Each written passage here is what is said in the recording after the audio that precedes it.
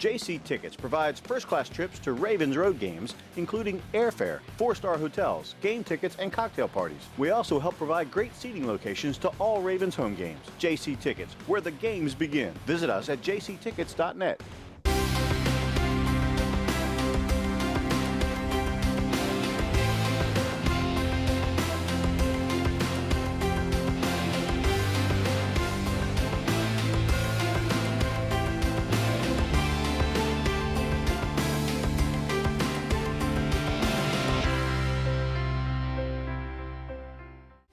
Ravens Wrap is sponsored by Bud Light, jctickets.net, Geico Insurance, Dunaway Furniture, Ocean City Golf Club, RussellStreetReport.com, Comfort Inn Gold Coast, Holiday Inn Express, BuyAToyota.com, your official site for Toyota deals. The original Green Turtle, hosted by the Blue Ox Bar and Grill.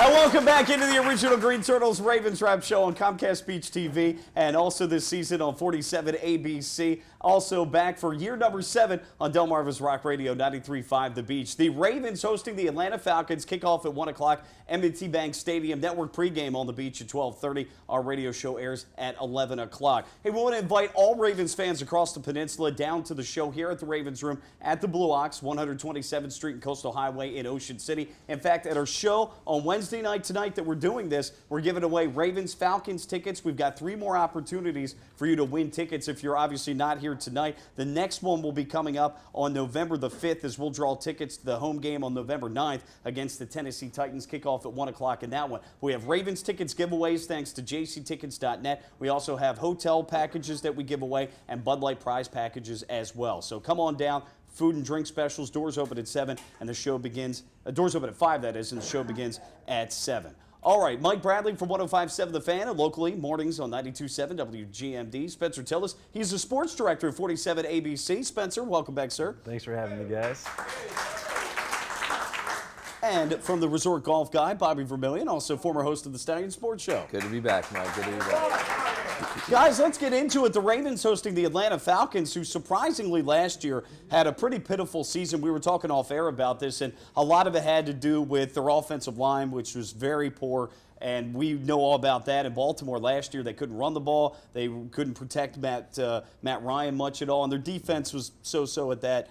You look at this year and you're expecting a bounce back, and you had Hard Knocks on HBO that went with Atlanta, and they were looking to get back and be physical and tough, and they hired Mike Tice to be their offensive line coach. You take a look at it, their offense has had some good games and some bad games, but their defense under Mike Nolan, former Ravens defensive coordinator, has been very poor, and they're 2-4 this year. And just to go down the list here quickly, they defeated New Orleans week 1, 37-34 in that shootout. Yeah, they did great offensively, a poor defensive game. They had 568 yards of offense in that one. They lose to Cincinnati. They come back to life 24-10. Matt Ryan had 3 interceptions in that one. They gave up 472 yards of offense. Then they beat Tampa Bay 56-14. They were up 35-0 in the first half, and we obviously experienced a similar blowout against them. Minnesota, they lost 41-28 in that one. It was a seesaw battle, but again, they had 2 turnovers. Minnesota had none, but they gave up 558 yards of offense to the Vikings. They lose to the Giants 30-20 after blowing a 20-10 lead. They were only 2 of 13 on third down, and they lost to the Chicago Bears last week. The Bears ran 15 more plays, 13 more minutes of time of possession, and 478 yards of total offense they gave up, and again, 4 of 13 on third down. It's very surprising, Spencer, to see Atlanta not bouncing back. They've been a pretty consistent team. We've heard about the Joe Flacco, Matt Ryan comparison and success, but the last season and a half hasn't been the case. Yeah, absolutely right. And you're right. I think that goes towards the defense. I mean, the offense has been pretty decently consistent, I feel like, but that defense has just let them down. I mean, actually coming into this game, both the Ravens and the Falcons are averaging 27.3 points per game. But the difference, you look at the defense, the Falcons are giving up 28.3, whereas the Ravens are only giving up 16.3. I mean, you're averaging 12 more points giving up a game, and that's so hard to win when you're giving up that many a game. Well, you know, I think Matt Ryan has kind of got a pass. I think, you know, we talk about Joe Flacco and all his critics and all the criticisms that he takes over the years. Matt Ryan was the #1 pick in the draft by the Atlanta Falcons. And he's a guy that's, you know, last year they struggled. This year they're struggling again. He's had a ton of weapons around him. Roddy White, Julio Jones. I mean, he's had guys, Steven Jackson, guys that can play. Yeah, maybe in the trenches, not great. But I also think you have to look at the coaching staff. Mike Smith, kind of what the Dallas Cowboys, the blueprint that they're doing this year. They're running the football. They're making Tony Romo a better quarterback by holding on to the football. They're protecting their defense because you don't have a good defense. You got to hold on to the football. You can't put your defense back on the field. So, I look at that team and I just don't know what to think of that team.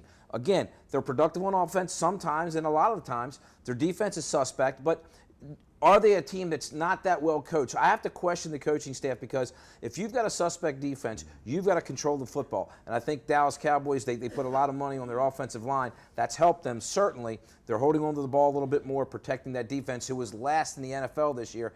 And I think the Falcons find themselves in a similar situation this year. Well, Spencer, to that end, about not running the ball enough, I guess it's a two-edged sword, though. I mean, take a look at it. The Falcons are throwing the ball 17 more times a game than running. But if you're not getting points early in the game and your defense is giving up a bunch of points early on, then you're forced to have to throw the ball and get away from the running game. Yeah, I definitely think those numbers are skewed towards they've been just finding themselves either trailing or in shootouts, and that's just what you're going to do. The running game, I feel like they've been trying to find an answer. I mean, they've drafted a couple running backs that they've tried to put in there and plug in that just haven't panned out to what they've hoped it to be. And they got Steven Jackson, and just to be honest, I mean, he's the tail end of his career, the twilight after he took a ton of hits when he was running for the Rams. He's just not the same player he was before, and I think they just haven't found that answer there yet. Well, if they don't protect their defense and they can't make some first downs and convert on third down, they're going to struggle because their defense is not that great. And that's where the Ravens have to take advantage this week, Mike. They've got to hold on to the football. They've got to win the time of possession. They've got to run the ball because the way we get beat in this game, if our offense is not productive and we put Matt Ryan, that offense on the field, because they have the potential to score a lot of points. And we do not want to get into a shootout with the Atlanta Falcons because they do have a lot of weapons. Not saying we can't keep up with them offensively because I think we can, but that's not the game we want to play. Spencer, you talked about this off air with us about missing Tony Gonzalez. And his last year, he dropped off from 2 years ago where he had a phenomenal year, but still a target, a future Hall of Famer nonetheless. That's a loss. You still have Julio Jones there. You still have Roddy White, really good receivers that Joe Flacco would love to have had for as many years as Matt Ryan has coming into the league. But, interesting enough, Julio Jones, as good a year as he's had, his longest catch this year, 40 yards. For a guy that's that explosive, teams have done a good job of making him earn it up and down the field. Jimmy Smith's going to have to do that. He's certainly up to the task. I'm surprised Roddy White, though, 38 catches, 253 yards. He's 400 off from where Jones is, and his longest catch is 39 yards, where Julio Jones, too, 13 plays of 20-plus yards, where with Roddy White, just 5. Harry Douglas, their slot receiver, their third receiver, he's been out with a broken foot. Devin Hester's actually their third leading receiver in this offense, if you could believe that. And then they've got Levine Totolo, who's their tight end. But they seem to be missing maybe that third option in terms of throwing the football. Yeah, I think that comes, too, with what Gonzalez was that third down guy that you knew you can go to if you needed to pick up that in between, that 5 yards. And kind of he occupied the middle part of the field, allowing for them to get those shots down the field because it sucked in, the linebackers. They had to respect where he was going to be. And I think missing that element has definitely changed what this offense is able to. Guys, a guy that you're going to have to watch out for in the sports blitz in the Sun this week, according to the Falcons, running back Anton Smith. He's a fifth-year guy out of Florida State.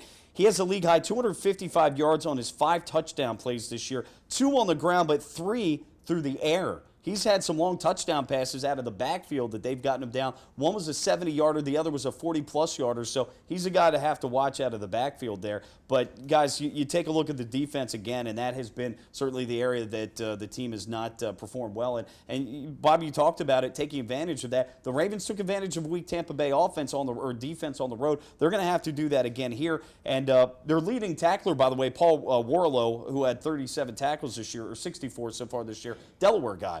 But this is a defense that we should be able to have success against. Yeah, it's a team that you definitely want to get out in front of and get ahead and get a quick and early start. That's important in this game. They're a team that's been struggling. You don't want to give them confidence. They're on the road. You're at home. You got to get a lead, and then you make them one-dimensional, as you alluded to, Spencer. If this team abandons the run and they have to put the ball in the air, I think the Ravens can create some turnovers on that offense, and that to me is the key to the game. We do not want to get behind against the Atlanta Falcons. We want to make the game. We want to create the tempo and get out ahead of them, so they have to chase us. And again, I still think that Matt Ryan has gotten a pass because you mentioned Gonzalez. Even with Gonzalez last year, they weren't very productive last year as well. I mean, I know they had a bad defense last year, but he's had a ton of weapons since he's been in Atlanta. And the last couple of years they haven't won a lot of football games. I agree. I feel like the real pass comes that he was getting was what they did in the playoffs or what they didn't do in the playoffs, because he was able to generate a lot of teams that had quality regular seasons in the beginning. He had great stats. And then they would get to the playoffs, and every year they fell short, it felt like. And they would have games that weren't just winnable, but they were clearly favored, and he just fell off. You're actually right. And he didn't play well. Yeah. You've got a rookie right tackle in Jordan Matthews playing. You've also got a right tackle in Gabe Carini, who didn't pan out in Chicago, good run blocker. But you've got two tackles who I think are susceptible to a pass rush. But here's going to be the key thing. You've got the #1 red zone offense in Atlanta versus the #1 red zone defense in the Ravens. And I think whoever comes out the victor there, because I think Atlanta will be able to throw the ball to a certain extent down the field. Our secondary is still coming of age, and Lardarius Webb's getting there. We know Jimmy Smith does a good job, but we still have some deficiencies there. So I think that's going to be a big factor in the game. Yeah, plus, like we were talking about with the points in the league, it's so hard to be a corner right now in this league. Every team is able to throw it down the field at some level. And when you got Ryan and you got the two weapons on the outside, I mean, those are one of the best tandems at wide receiver in the league. Yeah, I tell you, I am as a football fan in general for the NFL, I am just so sick of watching flags. The first thing you do when you watch a play in the NFL is, particularly on third down, you look to see if there's a flag on the field, because it's over the top. I mean, I just would love to see the NFL just let the guys play. Way too many, illegal use of hands, holding down the field. I mean, they could, if they wanted to, they could probably call it on every play, but just let them play. If the holding or the illegal chuck is away from the play, let it go. Let them play, because a lot of times you're taking the excitement out of the game. There's so many big plays that are called back, and it changes the complexion of the game. You want the players to win the game, not the referees. Spencer Devin Hester is a guy, and we've got 60 seconds. Special teams is going to be key in this, but since we have 60 seconds, let's go around. Bobby, we'll go back with you and come around.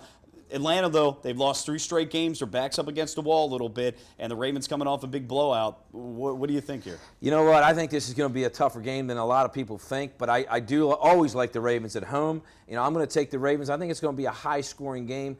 We thought about that it was going to happen in Indianapolis. It didn't happen, but I think this game is 35-30 Ravens. Falcons are 0-3 on the road. They've only gotten 5 sacks the last 3 games. I think the Ravens take this one about 30-20.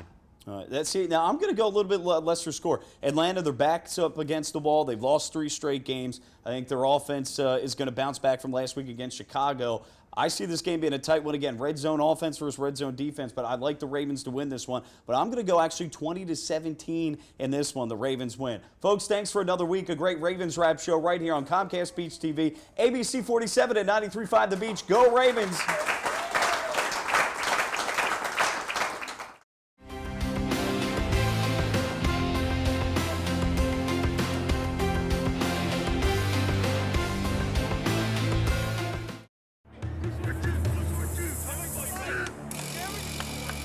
What's this all about?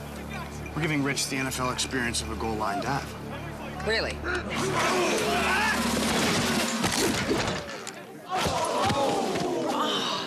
There's an easier way to get an ultimate NFL fan experience. Just snap the tag wherever Bud Light is sold and you can win. Bud Light in the NFL. Here we go. Can I make it? On the internet, yes. Into the end zone, no.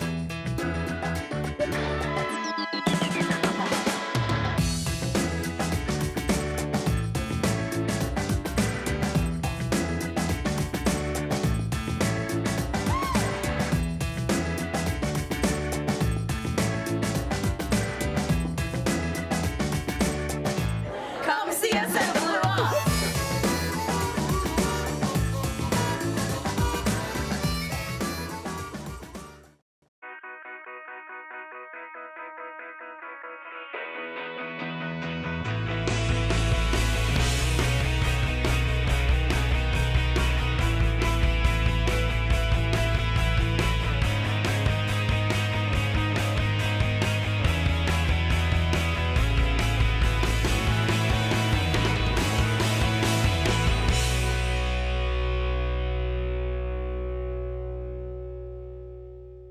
JC Tickets provides first-class trips to Ravens road games, including airfare, 4-star hotels, game tickets, and cocktail parties. We also help provide great seating locations to all Ravens home games. JC Tickets, where the games begin. Visit us at jctickets.net.